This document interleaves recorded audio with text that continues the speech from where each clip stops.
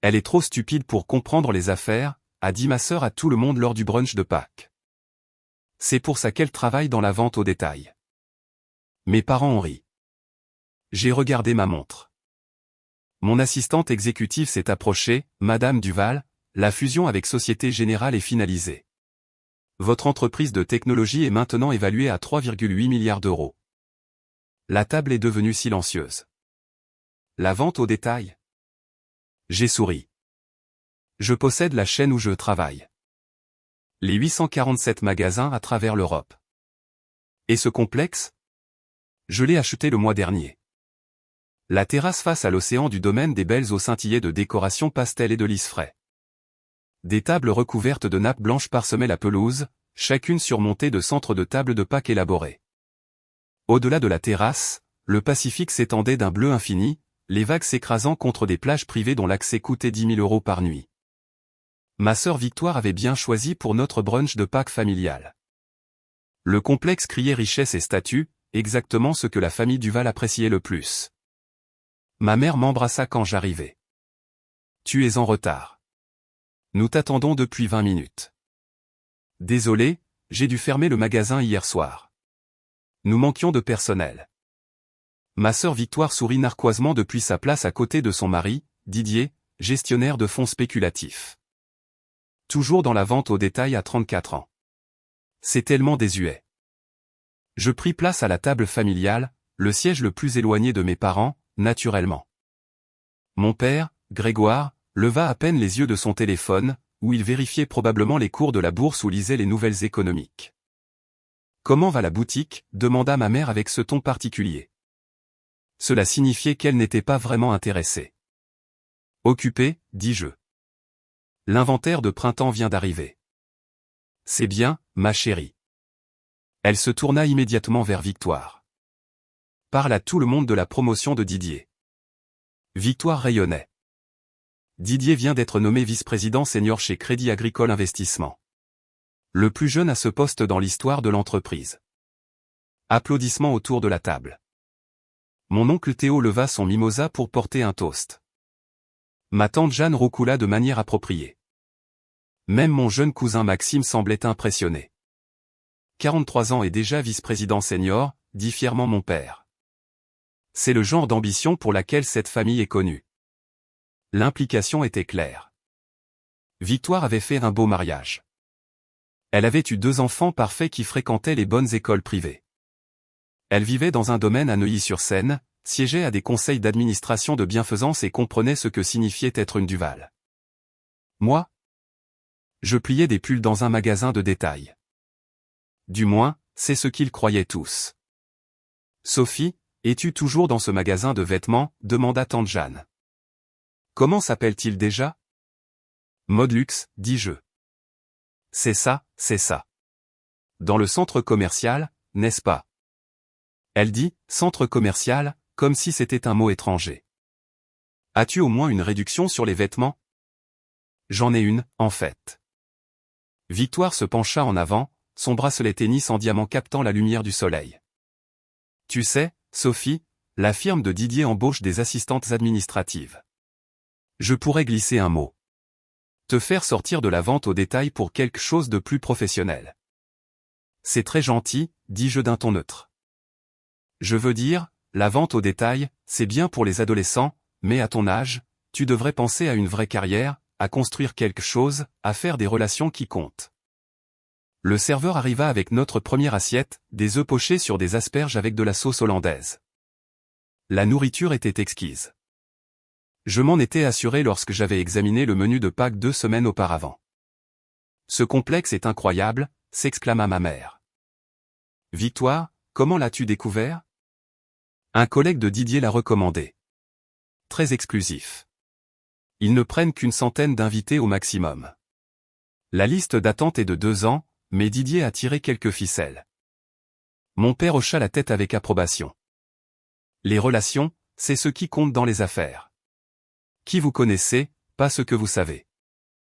Bien que, ajouta Victoire, me lançant un regard, savoir des choses aide aussi. Comprendre les marchés, lire les rapports financiers, saisir des concepts commerciaux complexes. Tout le monde n'a pas ce genre d'intelligence. Très vrai, acquiesça ma mère. Certaines personnes sont juste mieux adaptées à un travail plus simple. Je sirotai mon jus d'orange et ne dis rien. La conversation se déroula autour de moi tandis que ma famille discutait du dernier coup d'éclat financier de Didier, du nouveau gala de charité de Victoire, des plans de mon père pour acquérir un concurrent plus petit. Il parlait en acronyme et en terminologie d'initié, s'assurant que tout le monde savait qu'ils appartenaient au monde de la haute finance. Puis mon cousin Maxime fit une erreur. Tante Sophie, dit-il, il avait 19 ans et lui restait encore un peu de gentillesse, que fais-tu réellement chez Modlux? Tu es gérante ou quelque chose comme ça? Victoire rit. Elle rit franchement.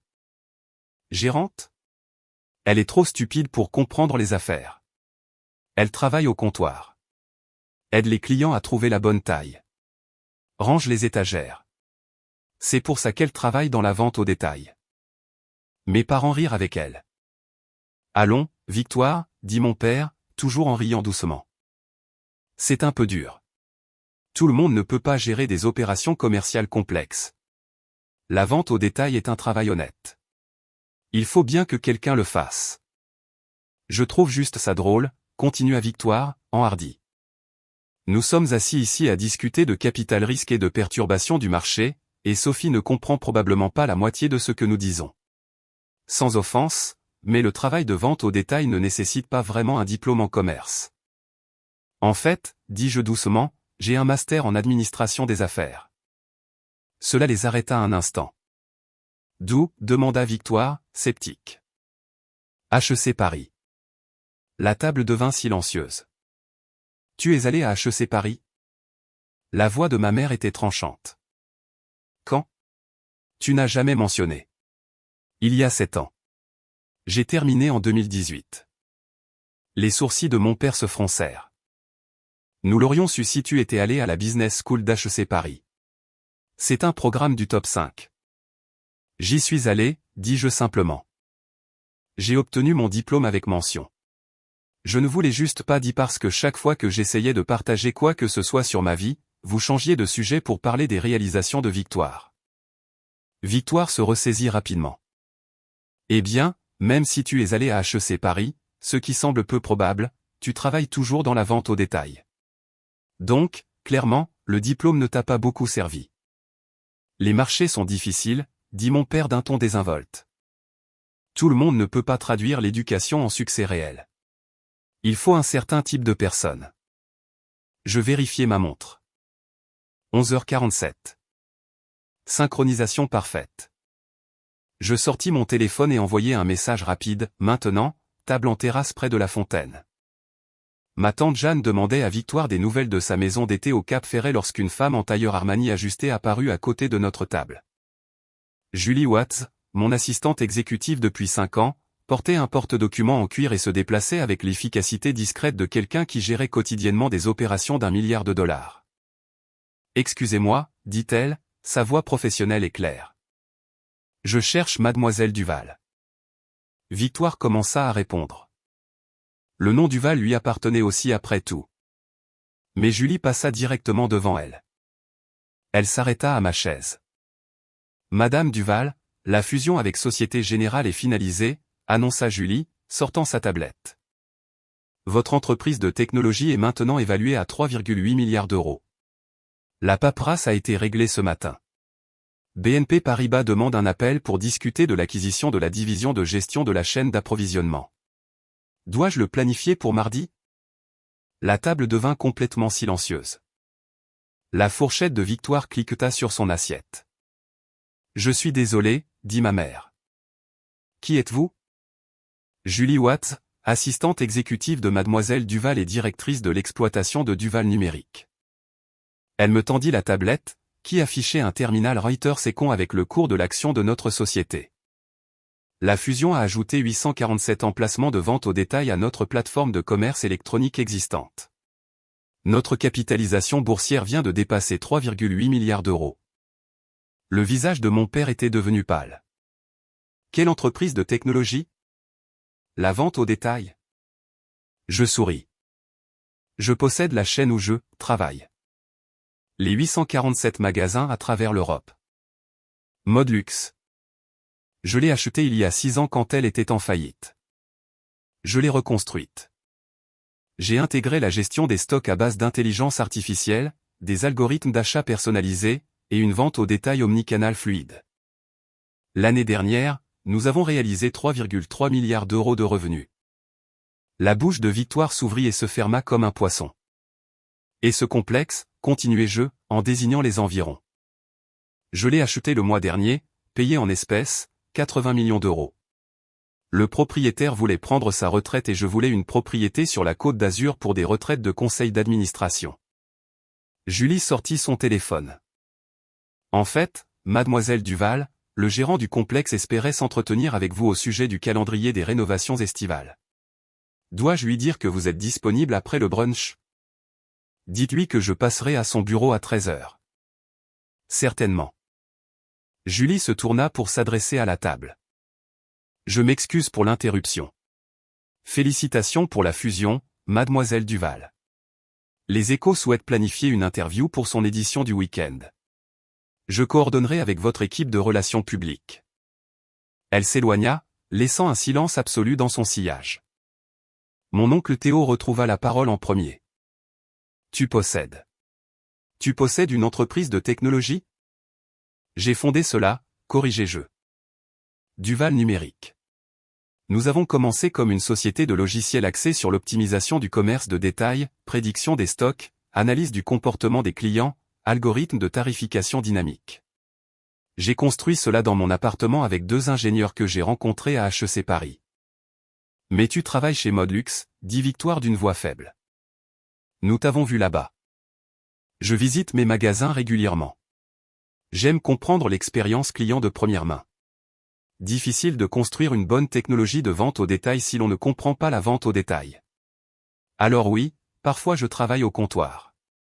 Parfois j'aide les clients. Parfois je plie des pulls, je souris. Mardi dernier, j'ai passé 6 heures au magasin de Versailles à tester notre nouveau système de caisse. Ma mère mit sa main à sa gorge. Pourquoi ne nous l'as-tu pas dit? J'ai essayé plusieurs fois. Il y a 8 ans, quand j'ai été accepté à HEC Paris, j'ai appelé pour vous le dire. Papa a dit, c'est bien, et a passé 20 minutes à parler des fiançailles de Victoire. Quand j'ai lancé mon entreprise, je vous ai invité à l'inauguration. Aucun de vous n'est venu. Nous ne savions pas que c'était ton entreprise, protesta mon père. Nous pensions que tu n'étais qu'une employée. J'ai envoyé des invitations formelles qui disaient « Sophie Duval vous invite à célébrer le lancement de Duval Numérique ». Comment aurais-je pu être plus clair? Personne n'eut de réponse. Didier, le mari de Victoire, fixait son téléphone. Nom de Dieu, souffla-t-il. Duval Numérique. Tu es la Duval de Duval Tech. Nous essayons d'obtenir un rendez-vous avec toi depuis 2 ans. Tu as perturbé tout le secteur de l'analyse du commerce de détail. Je sais, dis-je. Votre firme a envoyé 17 demandes de réunion. Je les ai toutes refusées. Pourquoi? Parce que la première demande est arrivée avec une lettre de motivation condescendante qui supposait que Duval Numérique était dirigé par un homme. Votre analyste a écrit Monsieur Duval tout au long du dossier de présentation. Didier devint rouge. Victoire faisait défiler désespérément son téléphone. Ça ne peut pas être vrai. L'entreprise vaut des milliards. Des milliards. Tu ne peux pas juste. Tu ne l'as pas fait. Je l'ai fait, dis-je simplement. 10 ans de travail, 3 cycles de financement, 2 acquisitions réussies, une introduction en bourse à 40 € par action qui se négocie maintenant à 120 €. L'accord Société Générale était la dernière pièce, nous donnant des emplacements de vente au détail physique à intégrer à notre plateforme technologique. L'esprit d'affaires de mon père était finalement en train de raccrocher. L'acquisition de Modlux. C'était dans les Échos la semaine dernière. Il disait qu'une entreprise de technologie anonyme avait acheté la chaîne pour 2,1 milliards d'euros. C'était moi. Mais l'article disait que le PDG était brillant, visionnaire, moins de 40 ans. Il s'arrêta. Il parlait de toi. Oui. Ma mère avait l'air de vouloir pleurer. Pendant tout ce temps, nous pensions que tu étais juste. Nous n'en avions aucune idée parce que vous n'avez jamais demandé, dis-je, ma voix égale. À chaque réunion de famille pendant 10 ans, vous parliez du travail caritatif de Victoire, des promotions de Didier et des affaires de papa. Quand j'ai essayé de mentionner mon entreprise, vous avez souri poliment et changé de sujet. Victoire essaya de se reprendre. Eh bien, si tu avais été plus clair sur ce que tu faisais. J'ai été parfaitement clair. Vous n'écoutiez juste pas. Il y a une différence. Julie revint à la table. Mademoiselle Duval, je suis désolé de vous interrompre à nouveau, mais le personnel du complexe voulait que je mentionne que votre suite habituelle est prête si vous prévoyez de rester ce soir.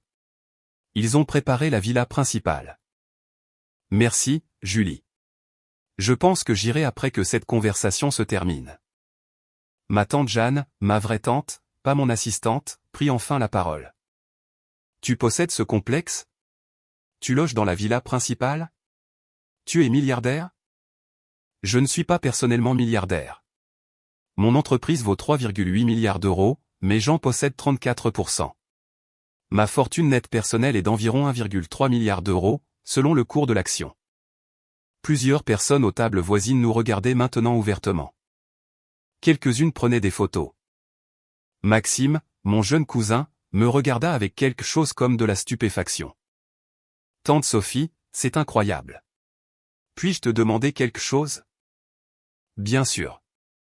Comment as-tu fait? Comment as-tu construit quelque chose d'aussi grand? J'y pensais. J'ai résolu un vrai problème. Les entreprises de vente au détail perdaient des milliards à cause d'une mauvaise gestion des stocks. Soit elles commandaient trop et avaient des pertes, soit elles commandaient trop peu et perdaient des ventes. J'ai construit un logiciel qui prédisait la demande avec 94% de précision.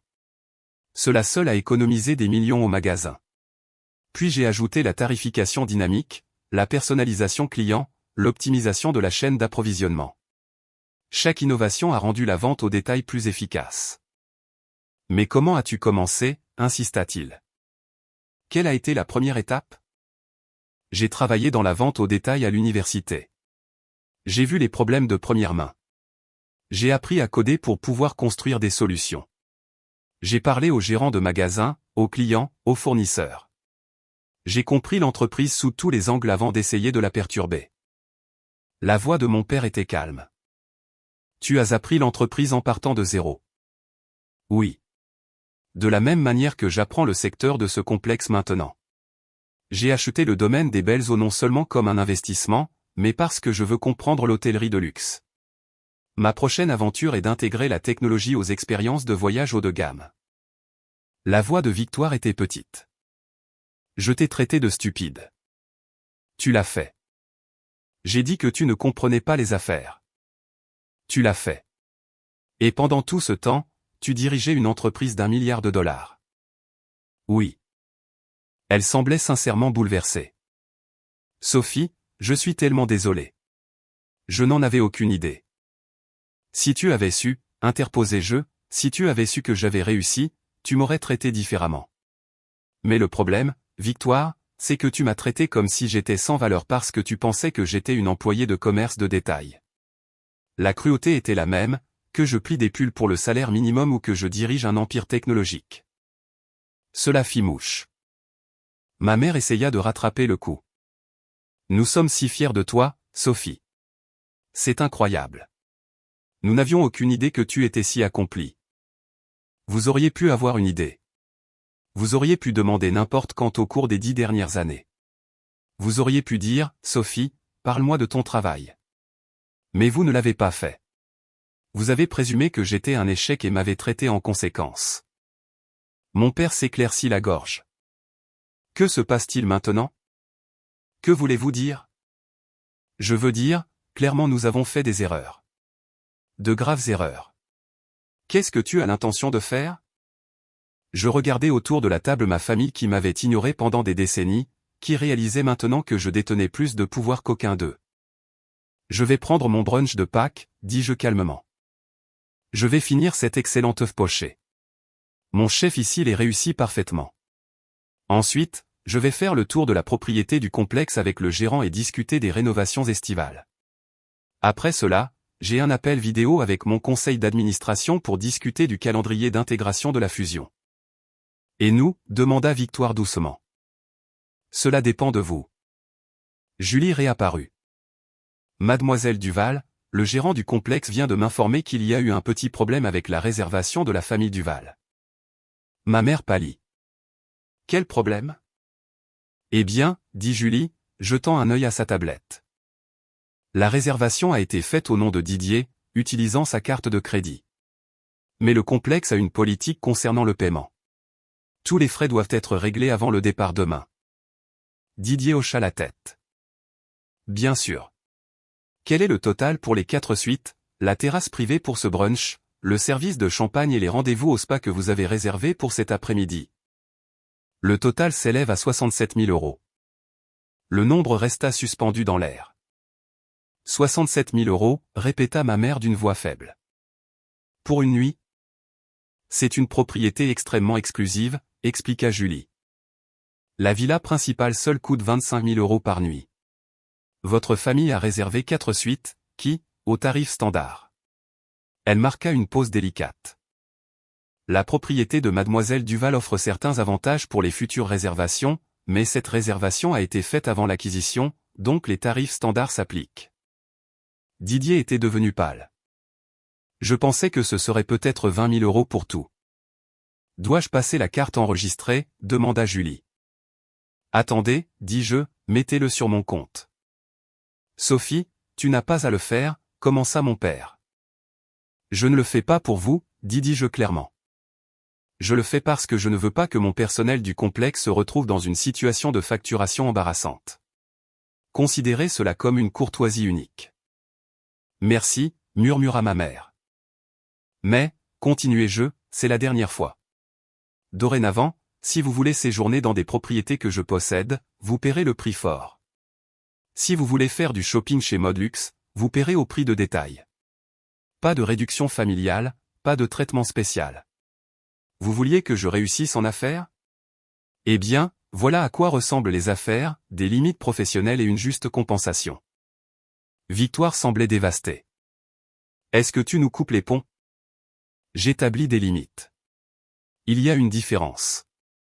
Vous êtes tous les bienvenus dans ma vie, mais à des conditions différentes qu'avant. Quelles conditions? Demanda mon père. Premièrement, le respect. Vous n'avez plus le droit de vous moquer de mes choix. Vous n'avez plus le droit de supposer que je suis inférieur à vous. Vous n'avez plus le droit de me traiter comme la fille décevante qui n'a jamais rien accompli. Ils hochèrent tous la tête. Deuxièmement, l'honnêteté. Si vous voulez en savoir plus sur ma vie, demandez, et puis écoutez la réponse. N'attendez pas juste votre tour pour parler de Victoire. Victoire tressaillit. Troisièmement, l'indépendance. Je ne suis pas intéressé à être absorbé dans le cercle social de la famille maintenant que j'ai réussi. J'ai construit ma vie sans votre soutien, et je n'ai pas besoin de votre approbation. Maintenant, si vous voulez une relation avec moi, c'est parce que vous m'appréciez réellement en tant que personne, pas en tant que connexion commerciale. Ma mère tendit la main à travers la table vers moi. Sophie, je suis tellement désolé. Nous avons été horribles avec toi. Nous avons été aveugles, critiques et cruels. Peux-tu nous pardonner? Peut-être, dis-je honnêtement. Mais pas aujourd'hui. Aujourd'hui, je suis toujours en train de digérer le fait que ma propre sœur m'a traité de stupide devant toute notre famille. Et tout le monde a ri. Je suis désolé, dit Victoire, les larmes coulant sur son visage. Je suis tellement désolé. J'étais jalouse et peu sûre de moi, et je l'ai pris sur toi. Tu es brillante. Tu l'as toujours été. Je ne pouvais juste pas le voir parce que j'étais trop occupé à essayer de prouver que j'étais meilleur. Pourquoi, demandai-je. Pourquoi avais-tu besoin de prouver cela? Elle n'eut pas de bonne réponse. Maxime reprit la parole. Tante Sophie, puis-je te demander autre chose?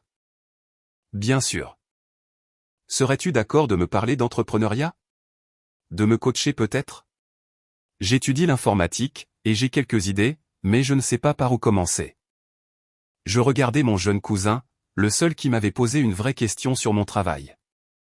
Je serais ravi de le faire. Appelle mon bureau la semaine prochaine. Julie fixera une heure. Son visage s'illumina. Vraiment? Ce serait incroyable. Merci. De rien. Julie vérifia sa montre. Mademoiselle Duval, il vous reste 15 minutes avant votre rendez-vous de 13 heures avec le gérant du complexe. Je me levai. Je devrais y aller. Profitez de votre brunch de Pâques. Le dessert au chocolat est excellent. J'ai demandé au chef pâtissier de préparer un menu spécial pour aujourd'hui. Mon père se leva aussi. Sophie, attends. Pouvons-nous parler davantage?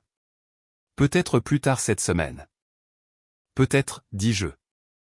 Mais je vais avoir besoin de voir un réel changement. Pas juste des excuses parce que vous avez découvert que j'ai réussi. Une véritable reconnaissance que la façon dont vous m'avez traité était mauvaise, indépendamment de mon compte en banque. Nous comprenons, dit ma mère. Nous ferons mieux. Je le promets. Je m'éloignai de la table, Julie à mes côtés. C'était intense, murmura Julie alors que nous entrions dans le hall du complexe. Nécessaire, cependant. Comment vous sentez-vous? Honnêtement, soulagé. J'attendais depuis 10 ans qu'ils me demandent des nouvelles de mon travail. Maintenant, ils savent.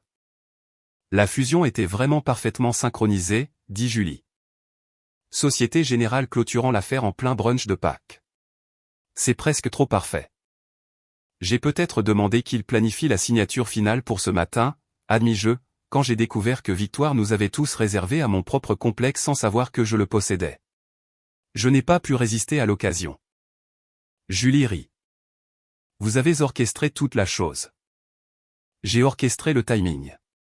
Le succès était réel. L'entreprise est réelle. L'évaluation de 3,8 milliards d'euros est réelle. J'ai juste veillé à ce que la révélation se produise au moment parfait. Nous marchâmes à travers le hall vers le bureau du gérant. Les clients nous fixaient. Certains m'avaient clairement reconnu d'après la scène de la terrasse. D'autres remarquaient juste la façon dont le personnel me traitait avec déférence. Pensez-vous qu'ils vont réellement changer? Demanda Julie. Je ne sais pas, mais pour la première fois de ma vie, je n'attends pas leur approbation pour me sentir réussi. Je sais qui je suis. Je sais ce que j'ai construit. Qu'ils le respectent ou non ne change pas la réalité. C'est sain. Il a fallu $1 milliard pour y arriver, dis-je sèchement. Mais oui, c'est sain. Mon téléphone vibra. Un message de Victoire. Je suis désolé. Vraiment, vraiment désolé. Pouvons-nous prendre un café la semaine prochaine? Juste nous deux. Je veux entendre parler de ta vie. La vraie histoire, s'il te plaît. Je répondis par message. Peut-être. Je te ferai savoir. Un autre message de Maxime. C'était la chose la plus cool que j'ai jamais vue. Tu es mon héroïne. Celui-là me fit sourire. Le gérant du complexe, Thomas, nous accueillit dans son bureau. Mademoiselle Duval, bon retour. Félicitations pour la fusion. Je l'ai vu aux nouvelles ce matin. Très excitant. Merci, Thomas. Maintenant, parlons de ces rénovations. Je veux ajouter un centre de conférence axé sur la technologie. Chambres intelligentes, service de conciergerie à base d'intelligence artificielle, intégration commerciale fluide. Pouvons-nous y arriver d'ici l'automne? Absolument. J'ai quelques propositions prêtes pour votre examen. Alors que nous plongions dans les plans et les discussions budgétaires, je sentis la tension de la matinée s'évanouir. C'était ma vraie vie, construire des entreprises, résoudre des problèmes, créer de la valeur. L'opinion que ma famille avait de moi avait finalement rattrapé la réalité. Qu'ils puissent maintenir cette compréhension restait à voir, mais de toute façon, j'étais exactement celle que j'avais toujours été.